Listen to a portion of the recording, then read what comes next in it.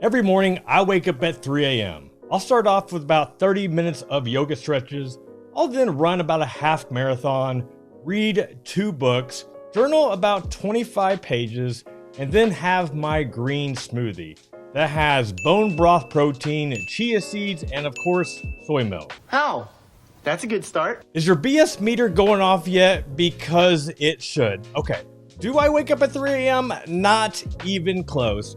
But I do wake up early, I do journal, I do read, and occasionally I'll go out for a run. That's what I'm talking about! And I firmly believe that there are core habits that have led to my success. So anytime I see YouTube videos, podcasts, or articles that talk about millionaire habits, key money habits that millionaires have, I just love to read these, watch them, or listen to them just to see how I compare and if it really holds true. So when I came across this article on Business Insider that's titled 5 Daily Money Habits That Keep Self-Made Millionaires Wealthy, according to financial advisors who know, not only did I have to read it, but I also had to record this video and podcast reacting to it. So first of all, I'm a self-made millionaire, so I want to see what these habits are. So maybe these are habits, if I don't have them in my daily routine, I need to add them. Also, this is according to financial advisors. So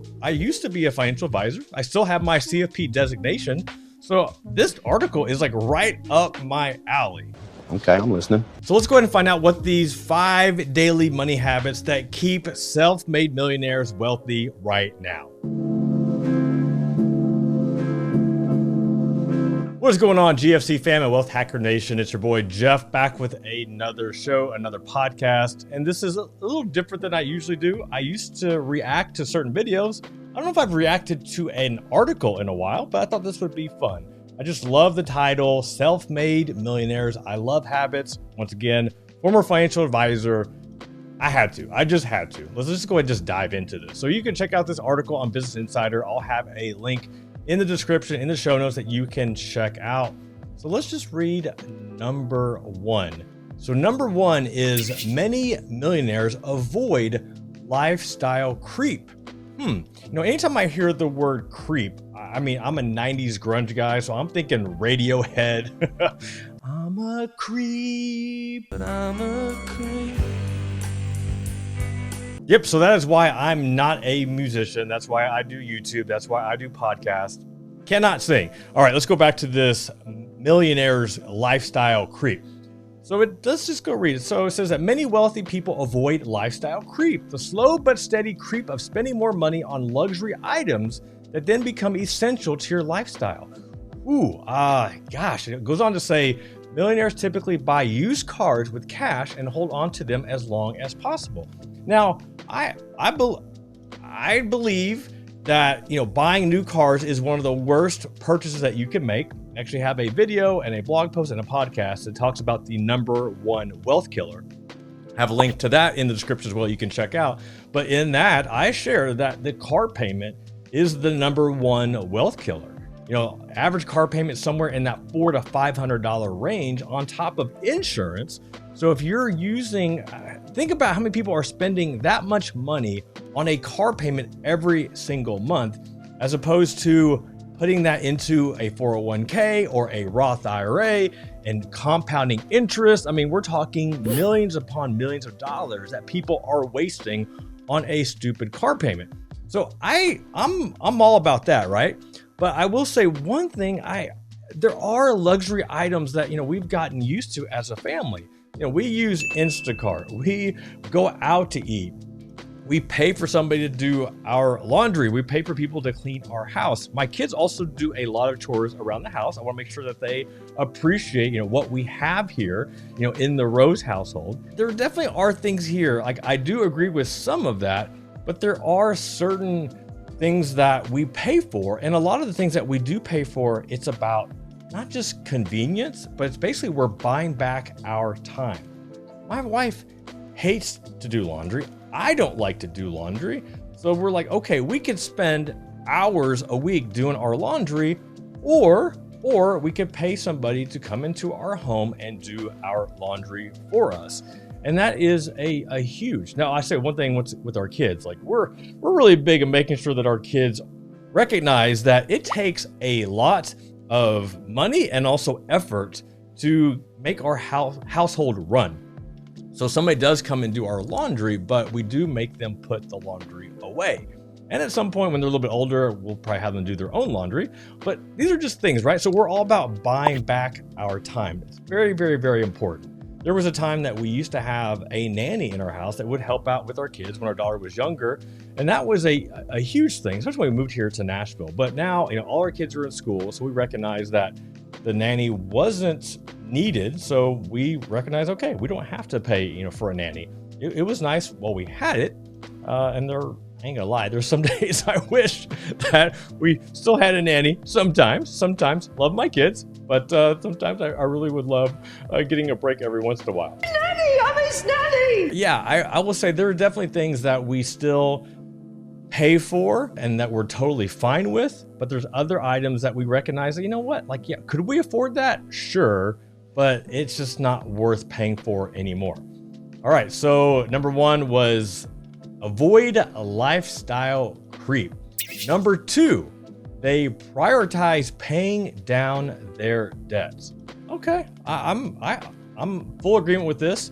One of the things with my wife and I, we're huge on debt, or I guess not having debt.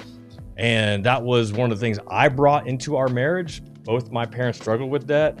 Both my parents, so they divorced when they were young. I think I've mentioned this before in the podcast, definitely on the YouTube channel. They divorced when I was young. I was 3. So divorced, for most of my life. Independent of each other, this is quite an accomplishment, by the way. Independent of each other, they both filed for bankruptcy, not once, but twice. Not once, but twice. So both of my parents filed bankruptcy twice. How? That's pretty impressive, right? That's pretty impressive. That's awesome. Now, I joke about that, but that's not fun, right? If you've been through bankruptcy, that's not a good place to be. And both my parents didn't want to be there, but I wanted to share that because that is the type of money lessons, financial skills that were passed down to me. Both parents getting themselves in situations where bankruptcy, at least in their view, was the only option. And that's what I grew up with. So knowing that, I knew that, but yet I still started down that death trap. I had DDS, debt denial syndrome, where it's it's only this amount of debt. Oh, I can afford that payment. I'm going to get this TV. I'm going to get these clothes. I'm going to go on that trip. And I definitely fell into that. My wife, fiance, girlfriend was like, no, you can't afford that. Praise God that she was able to speak truth into my life and also that I listened. So we began this process of paying down all the debt that I had. And that's always really been our MO. And so we've had no debt ever since me being deployed to Iraq. And then the only debt we have at this time is our home. And I've recently have not shared this on the YouTube channel yet, but I've shared it on the blog and also on the podcast, where right now our priority is paying down our house. So we want to pay off our house completely. We have an aggressive payoff plan, trying to get this done in about 5 to 6 years. And we had the finances to pay off our house, but one of the things that we did do was, if you are watching this on the YouTube channel, I'm currently in my new studio, which is the second story, isn't almost like a second house, the second story of our pool house. And this is crazy to me, how much, not just the pool house is, but how much pools cost in the Nashville area. We moved here from Southern Illinois. Cost of living was much cheaper. But let me just say this, right? Our pool, not including the structure, but the pool cost almost twice as much as the very first home that we ever bought. Holy cow. And that was like a 1,900 square foot home, had a half-acre lot. Southern Illinois, so cost of living was a lot less. But so our pool, not including the pool house, cost twice as much as our first home. So this was quite a pricey addition, to our home and our living. But one of the cool things that we can say was that we paid this completely with cash. So there is no debt on the structure, no debt on the pool. we paid all of that out of pocket. Congratulations. Looking back, we could have used all that and paid off the house with it. Could have. I don't know if we should have. I love the new studio. I love the pool house. I love the pool. I mean, it definitely has added more fun things to do with our family. And also this, as of right now, we call this our forever home. So this is the home that we feel like we're going to be in for a number of years. And the whole goal was to create a home that our kids wanted to come back to visit.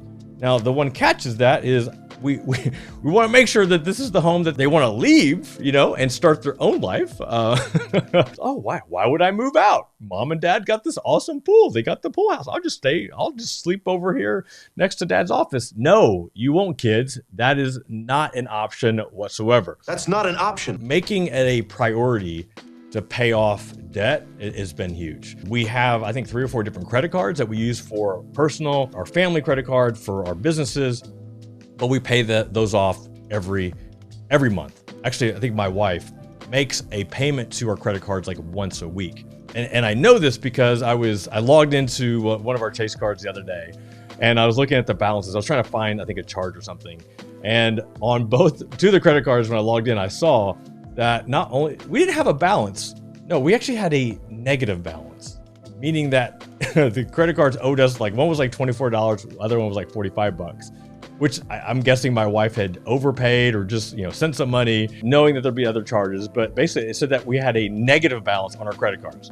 That's how crazy OCD we are about credit card debt, and all debt for that matter. It's crazy. So yeah, I totally can agree with this. Self-made millionaire, and we definitely prioritize paying down our debts. All right, let's move on to number 3 on the list. Number 3, they check their money regular. I have the hardest time trying to say that word. Am I the only one that struggles? Regularly. All right, I said it, regularly. I'm glad I am not on stage somewhere.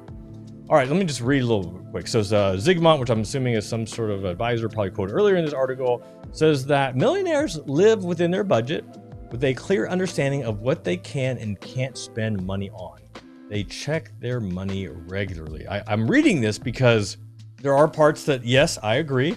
And this is, I think it's very important where you have a team, that you and your spouse have, I don't say dedicated roles, but if you think of any major company corporation, you've got your CEO, you got your CFO, you got different departments, right? So with my wife and I, it's really kind of funny because yes, I'm the CFP in the family, right? I'm the certified financial planner, but yet my wife is the one that handles paying all of the bills. She handles most of that financial stuff. I handle more of the investments. I also handle making money, bringing the money in. So my wife is more like the CFO of our family. She's the chief financial officer. And then I'm I won't say CEO because I think my wife would also say she's the CEO as well. I'm watching you. So I'm the CIO, chief investment officer, also the chief idea officer. I'm the one that comes up with the ideas to bring in the revenue. And that's my role. And we will get together and have money talks, have money goals. That was one of the reasons why we came up with the plan about paying off our home. That was something that she had talked about. She's mentioned it. I initially wasn't on board as much as she was. For anybody that's ran the numbers, you can run numbers all day long. And typically paying off your mortgage early doesn't make a lot of sense based on the numbers. But when the reasoning, the rationale that she had, and I could fully support it, it was just clarity, it was comfort, security, peace of mind. And those are feelings and emotions that you can't put a price tag on. You can't run forecasts, you can't run calculations. But because we check our money regularly, that is how and why we came up with that plan. So I firmly agree. As far as checking my investments, mostly what I check most of the time is definitely crypto, Bitcoin. I'll log into M1 Finance, Robinhood every once in a while. I don't check a lot of like my 401k, some of like my Roth IRA. I don't check those as much. Just check the stuff. Usually it's just crypto. Crypto is what I'm checking most often. So I don't know if self-made millionaires have a lot of crypto, but I am the guy that is checking that every single day, usually twice a day. That is number 3, checking their money regularly. Said it. All right. Awesome. Let's look at number 4. They're more interested in preserving wealth than growing wealth. Ooh, this one is interesting. More interested in preserving wealth than growing wealth. So this one actually quotes a PhD. Says Dr. Guy Baker, founder of Wealth Teams Alliance, says that millionaires are more interested in preserving capital than they are in growing it. They invest in equities and debt that are low risk. Does crypto fall into that category of low risk, preserving capital? They invest in equities and debt that are low risk with a high probability of reasonable income. They become much more focused on whether they are going to get their capital back than doubling or tripling in the next 10 years. But also says, okay, I can rally behind this. Many self-made millionaires are more likely to invest in a business ventures or growth opportunities that they already know, instead of taking big risks on something they haven't studied yet. Okay, I definitely agree with that, investing in things that I know. And there's definitely parts of this I can't agree with. Now, it's been a while. I'll have a link for the podcast. There's also a video and a blog post that talks about the barbell investing strategy. And this is a strategy that I wasn't familiar with until somebody else told me about it. And when they told me about it, I realized, oh, I'm actually doing that. So yeah, I do invest into crypto. Yes, I do invest into individual stocks. I do have one small investment into an angel investment. It's into a startup. I do have some private REITs that are technically more higher risk. So I definitely am comfortable putting my money there, but also we keep a good amount in cash as well. So the barbell investment strategy is, if you think like a barbell, if you're weightlifting, one side of the barbell, you have your higher risk stuff. On the other side of the barbell, you have pretty much all your secured, which is cash. Anything that you just know is going to be there, not going away, all your FDIC insured. And that's pretty much how we invest, basically taking out the middle. So I don't do a lot of like short-term bonds. I used to have some dividend paying stocks in our portfolio. We end up, since I'm the chief investment officer, I'm the one end up getting rid of those when I started investing more into crypto. But we've taken out a lot of the middle road investments. So for me, it's like, all right, high risk on one side, but we want to make sure that we have 100% safe, secure on the other. So, but I will say at the end of the day, am I trying to grow my wealth? Meaning that, if we're worth, say, $1 million today, am I trying to turn that into 5 million over the next couple years? And I'm definitely not opposed to growing it, but I will say, and I'll give you one example where this totally makes sense to me, was a couple years ago, I ended up selling a minority stake in one of my businesses and got a nice payday, the largest payday I've ever got in my life. And I put all of that, or I should say my wife and I put all of that, after we tied to our church and did some philanthropic, regularly fill some gift giving stuff. Oh yeah, philanthropy is what I'm trying to say, or some tense of that word. Gosh, bear with me, y'all. I'm so grateful for you. As you can tell, I don't know how to talk sometimes, and I'm glad that you get to appreciate. Hopefully, you're laughing with me as I stutter through this. But after we gave to our church and gave to some other causes that we're passionate about, the rest of it went into the bank, and literally the bank. And at the time, the bank, and actually at the time and still is, was paying us 0.01%.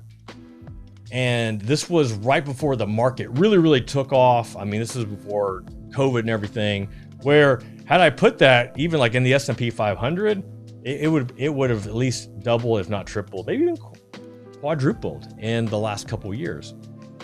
And I got to the point where it's like, I started kicking myself a little bit, and I did start investing some of that. Now, there were some other reasons why I wasn't comfortable investing it at the time. But the other part was I could totally relate to, I've got this big chunk of money. This is more than, not that it's going to last us the rest of our lifetime, but it was the most amount of money we'd ever received, and definitely had the potential to last us for at least the next, let's say, 10 years.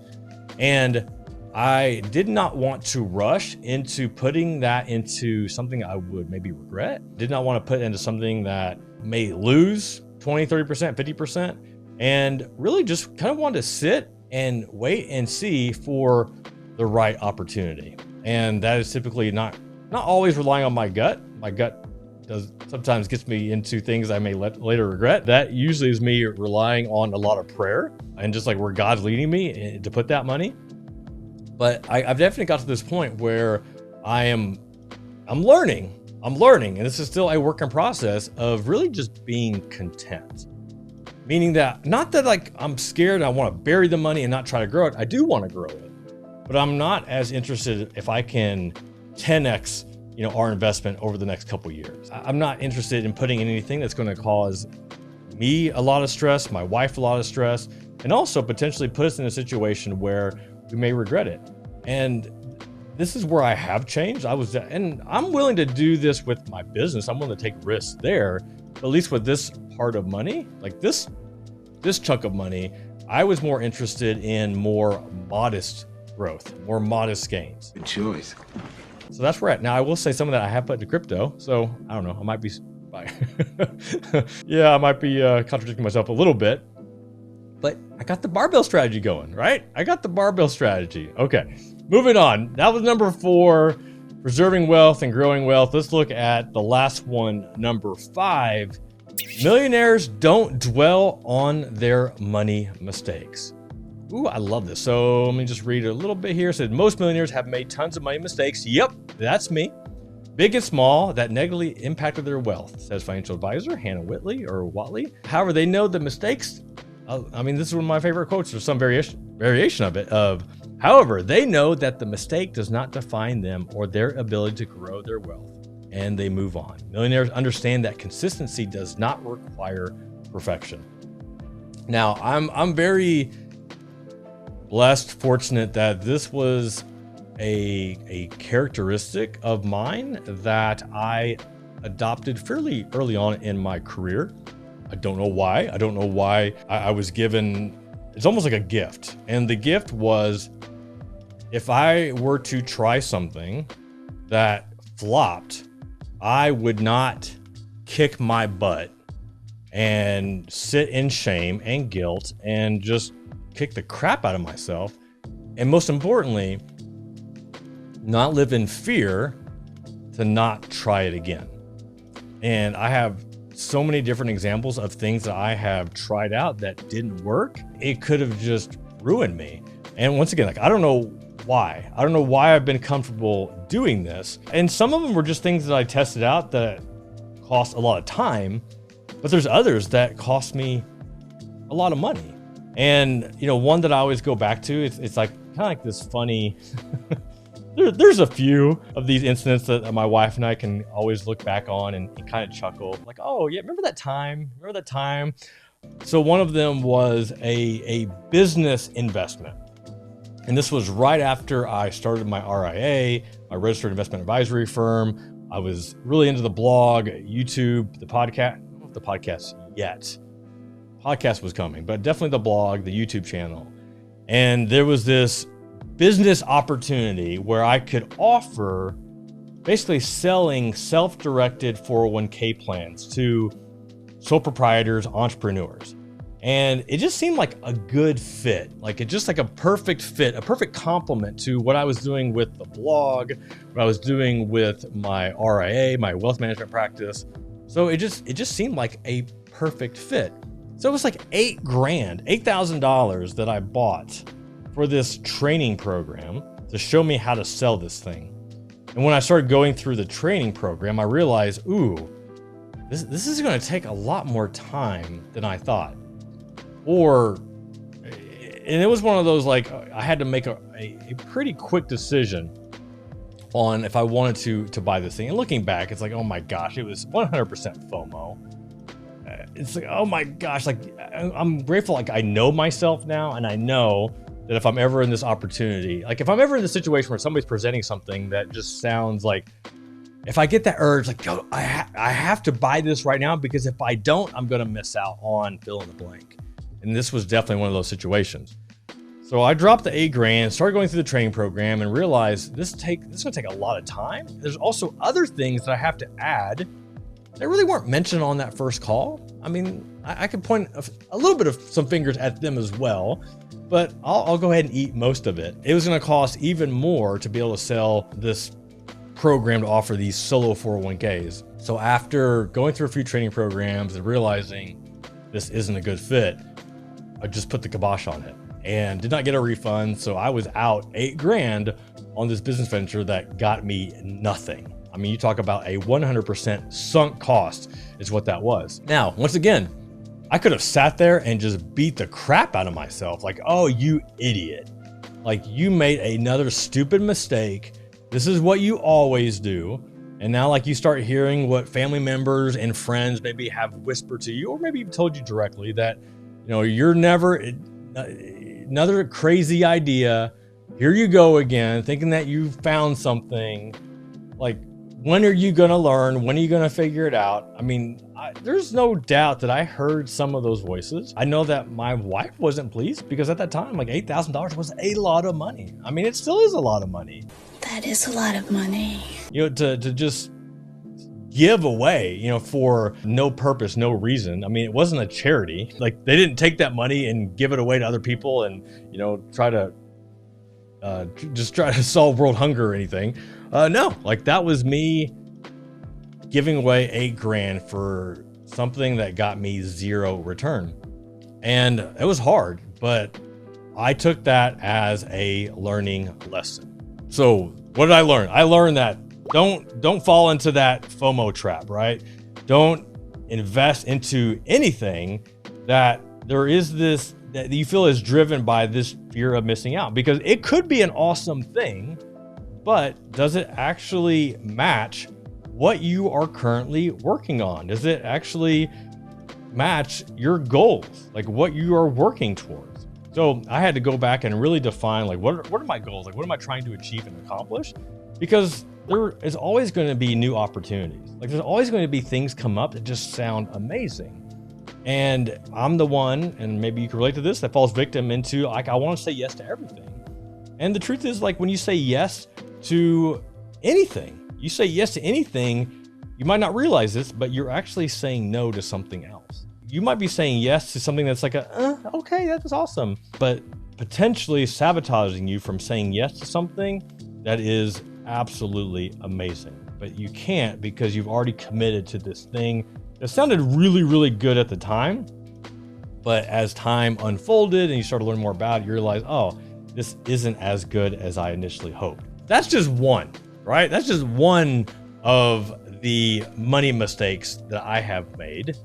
There are more, quite a few more, but like, that's one that really comes to mind, but I don't dwell on them, right? Like, I've tried to figure out, what did I do wrong and what can I learn from it so that I don't do it again, so I don't repeat that same mistake. And I've heard other people refer to this, like, this is your tuition. Like, you can go to college, pay a college tuition to learn, from a textbook, or you can learn by going out and trying new things, testing out new things, and that's your tuition. And that's the mistakes, right? You learn from that. Learn from those mistakes. Don't dwell on them. But how can you take those mistakes, turn them into a lesson, and then improve it, grow upon it, and then next time it happens, it turns out to be a 100% success. And that's what all my, I don't say all my mistakes, but a good majority of them have helped me accomplish other things later on in life because I learned from them. I didn't dwell on them. All right, y'all. Well, I hope you enjoyed this article, or me reacting to this article on money habits for self-made millionaires. I know I enjoyed it. I'm curious, of some of the habits I've learned, are these habits that you have in your daily life, or your weekly life, or your quarterly life, depending on how often you look at these?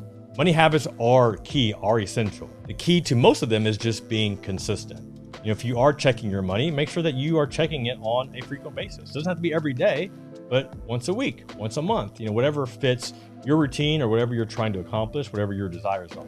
They're all key. But let me know in the comments below, what are your money habits? The ones that have led to your success, and also some of the ones I mentioned. Are there any here that you need to add to your life so that you can have financial success? All right, y'all. Until next time, this is Jeff Rose reminding you that it's your money, it's your life, and only you can make it awesome. Until then, peace.